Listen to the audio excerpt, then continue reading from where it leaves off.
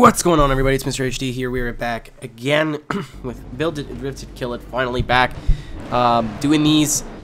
It's been a long time. It's been like 3 weeks almost, and I had to burp.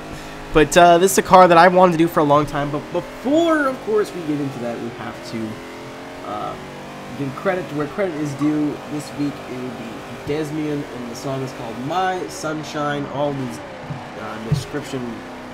I'm fucking tired. All of his details will be in the description below, along with the YouTube links and Twitter and everything. So now I got really close to the mic for no reason, but now back to the video. This car is the Vauxhall Monaro, known by us Yankees as the Pontiac GTO, but it is the Vauxhall Monaro variant within Forza 4. Why I chose the Monaro over the Pontiac version, I don't know. The Pontiac has like kits you can add to it, and I think it's got wider tires, but I kind of just wanted the Vauxhall for some reason. I don't know. I think the standard body kit looks nice. Anyway, this car is odd. It's kind of like I never really made a lasting impression on me when I drove it. Of course, I only drove it for one lobby, and it was Top Gear, and Top Gear is ass. I hate it. No elevation changes. It's all long turns except for like 3 turns, you know, so it's not like super telling of whether a car is good or not. But anyway, on to the review. This car, if anything, was smooth. It was very smooth in everything it did. The power was, it's got a nice V8 supercharged. It was smooth, you know. I never really had to struggle. Ever felt no lag or anything. It was just smooth. The chassis itself was smooth. Maybe that might have been its issue. I felt like it was really a little lazy, if anything. You know, smooth, but lazy. You know, and I prefer my cars a bit quicker to react than this.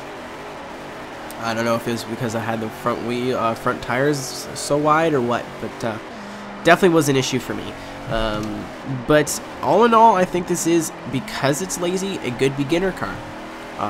You know, cars that react really quick, like a Lotus or something, you know, like quick reacting cars are going to really be difficult for beginners, with one exception of the A86. I think that car is only good for beginners because it's got no power. Cars that are like the Mustang I reviewed yesterday, if it's quick to react, but you still got all this power and all this weight, then you're gonna be like, why can't I hold all these angles? And you're gonna snap out and spin out. But like with a light car,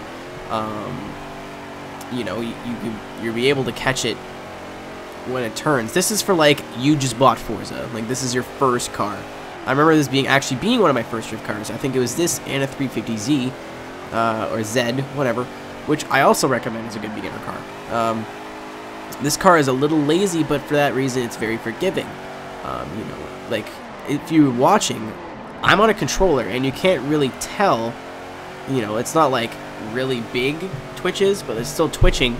But for the most part, you know, oh, this is embarrassing. Oh, good. It's like 1 o'clock in the morning. I'm tired. But, you know, like right there, very smooth around that turn for a controller. You know, people wheel drift, but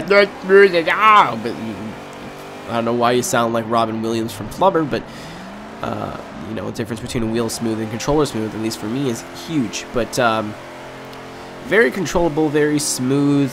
If anything, could have used an extra 20 horsepower, or at least a little bit of tweaking on the gears, and this is a perfect beginner car. Now, if you're somebody who wants a bit, I try to be cheeky there, if you're somebody like me who wants a bit more responsiveness out of your cars and a bit snappier transitions because you know how to catch them, this can be easily solved with making the front end a little bit stiffer.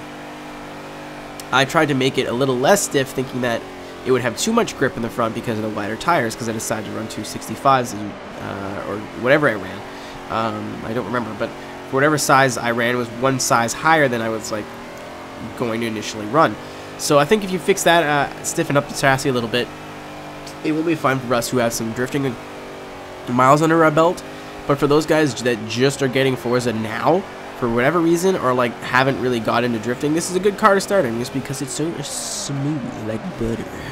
So thank you guys for watching. If you have any suggestions for cars, please leave in the description below, and I will see you next week. Thank you very much. Have a good weekend, and take care.